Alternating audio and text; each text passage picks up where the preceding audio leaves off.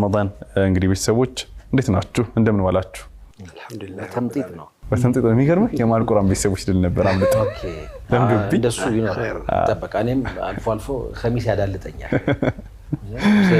ይሄ ተገጽ ወሰድ እንደሚያደርገ ማለት ነው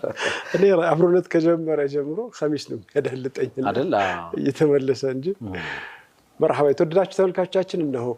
ሰዓታችንን ጠብቀን ፕሮግራማችንን አሰናድተን ወደ እናንተ መተናል እናንተስ እንዴት ዋላችሁ ቀናችሁ ምን ይመስላል እነዚህ የተቆጠሩ 10 ቀናትን በተለይ የመጨረሻዎቹን 10 ቀናት በምን አይነት ሁኔታ እያሳለፋችሁ ነው ያላችሁት እኛስ በምን ሁኔታ ነው እያሳለፍን ያለው ስለ አንድ ጉዳይ ዝም ብዬ ያሰብኩኝ ነበር ስለ ልምምድ ረመዳን 20 ምናምን ቀናት ውስጥ ነው አሁን ያለው አባቴ ፕሮግራም ሲታይ ወደ ህይወታችን ልማድ ያደረግነው ነገር ብዙ ይኖራል እንደማስበው አመጋገብን ብንወስድ እንደፈለግን ማንጠቀምባቸው ጊዜያት አሉ አይደል በህግ የተገደበ ስለሆነ ስለዚህ አዲስ ነገር ወደ ህይወታችን እንደ ልምድ አምጥተናል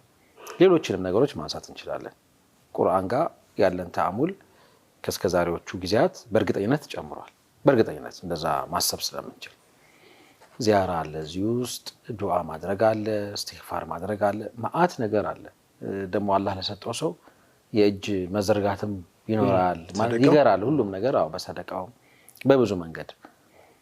ግን ቆም ብለን አስበን ከቻልን ወረቀት ይዘን ወደ ህይወት ያስገባው አዲስ ልምድ አዲስ ነገር ብለን ጽፈን ለማቆየት ካልተጋን መጡ